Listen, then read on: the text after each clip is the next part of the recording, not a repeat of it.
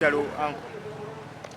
Banange bitalo nnyo nze kumulaba wano sinaddangulo okuva eggulo paka kati simanyi ngenda kimalamu nnaku mmeka naye nga kyonna kye kiri inna lillahi wa inna ilaihi raji'un. Bino amawulire gano gakusanzeewo ag'okufa? Nabadde waka wange nga sinakyemmanyi nga buli kimu kiri okke lwa nsonga manene akava okwogera ne Isima mabegako awo si mulwadde si ki mutuufu ng'abadde gakanga sasa bikiriza nenjaya n'okunoonya ate nkuba ku simu ye ate endaga eri bize neŋŋamba bannange paka nekakasa bwe bakonfaminze neŋŋamba kaakati otugambye kawo nti waliwo project zembadde mukolako nga muli babiri. Yes. Project ki ezo? Isima mwattu abantu abasinga mumumanyi nga blog akeerewo kwasama kusabula n'ayogera ebyamagezi obw'olumu naye Isima nga bw'ajjako bw'ati kamera bw'epaba ng'abeera muntu mulala nnyo era ng'olujjako bw'ati kamera big fish kati aha tugobye ku bintu bingi nnyo ebimu bwe bikutuka ebirala bwe bigaana so kati tulina project yaffe gye twakolako netusabu meeting eri gavumenti yaffe netupushinga ne batusuubiza yes mugende mukole bwe tuti ne tukikola mugende muwandike bwe tuti ne tukiwandika mugende mukole tuti nekibeeraawo musajja batatuuse kufa nga tekinaba kuyitiramu ddala bwekiti naye bw'amaze okufa ndoza gavumenti neyekuba mu mutima negamba bambi so ngenza okujja wano nga atonejjena amaze okunkonfamingira nti ekintu kyaffe basazeewo bagenda kiimpulimentinga ku lwa Isima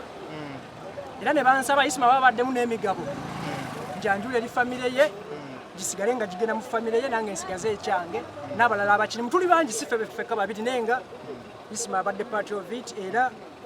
mbagambye bajja kuntuukirya tujja kisootinga mpolampola. Abadde munno abadde munnange just abadde munnange Isima abadde muganda wange abadde muganda nga muli mu NRM nga mmwe abakwata social media kulwa NRM ne mugiwanirira ogenda kikulu kyange agenza Isima wavudde bagenda kuddawo ba Isima abalala mutwalo abadde teyeryantama yes abadde at the top nga tewali kisobola muteeka wansi Isima abadde ku peak okuleka ekyo kye baakoze kyokka kye kibadde kisobola omuteeka wansi naye nga bwe nkugambye nti awakula ennume kitegeera Isima waataali waliwo abalala n'abeerawo twaliwo okwo ffe baashibala Kato netutuuka ne tugamba nti kati so bagenda kubeerawo abantu abalala social media ye ekyaliwo muganda waffe tumulese kokonjeru naye okufa kwe kutiisa nnyo era tetusuubira muntu asobola kuddamu kuba n'amaanyi nga Isima gabadde alina nga bagamba wamunzita fayina ne bamutta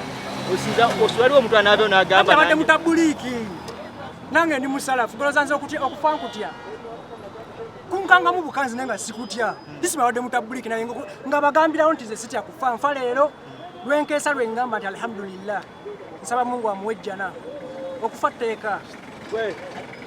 naye nga bannange saagala mukiteeka ku gavumenti saagala muwayirize muntu yenna nga temulina bujulizi naye tebani abalina emmundu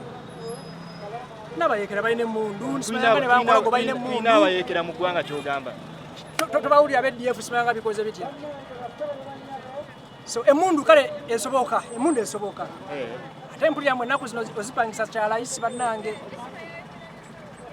naye nga tekitegeeza nti gavumenti badde eyagala Isima lwa nsonga badde agikolera agibeereramu abadde loyo bigambo ki wasemba okwogera ne Isima badde wasemba communicatinga naye bigambo byensembe okwogera ne Isima waliwo presentation gye tubadde tuyina nga tugigendako ku Monday y'enkya nasembe okwogera naye ku Friday neka audio wano nkayina naŋŋamba famire yange yansazeeko okuva Denmark naye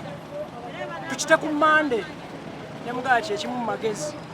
lwansonga nze sitera kutambula nnyo era tumitinga kitono nze ndi reserved bwe toyinaamu kutya nti ekyetunga kino kiyinza okwegezaamu okutya nkuyina nalopa dda ku poliisi natiisatiisibwa dda nentya nembirekera Mungu yamanyi nga kirumira bwe yagamba bw'osirika ofa bw'oyogera ofa kwegamba Katonda wakireetedde weewone nga tetutambulira mu kutya tutambulira mu kufa gavumenti twagigamba batuweyo ku bukuumi balabanga ffe baddiikuula nendoza kati kekituusa ku Isima maybe osanga banaamanya nti bya ddala kati ko olwo obukuumi kuba gobadde munni wa Isima omulimu gwe gumu nene bebatabumpa obukuumi Katonda ajja kunkuuma ekikulu nti nno gavumenti yange nkyali loyo gyeri ate ekkiriza okuimplementinga project yange gye mbaddeko ne Isima finally family ejja kiganyulwamu yene bwana batakiganyuddwamu zeze ensigo ze yasize gavumenti tugyebaza era tukyali wamu nayo Isima wumula mirembe taata abakusse bakibakolanga nabo gwe wenna nga wandyetaaze okwata omukolo gwo nga okwanjula embaga amazaalibwa baby shower kuhinjira n'ebirala bingi nkwanjulira Glosh TV bakafulu b'okuba ebifaananyi n'okwata vidiyo era nga wandyetaaze okulanga wamu ne Glosh TV kuba ku namba y'essimu eno noti 75 noti 31 283 tweyunire oleme kwejjusa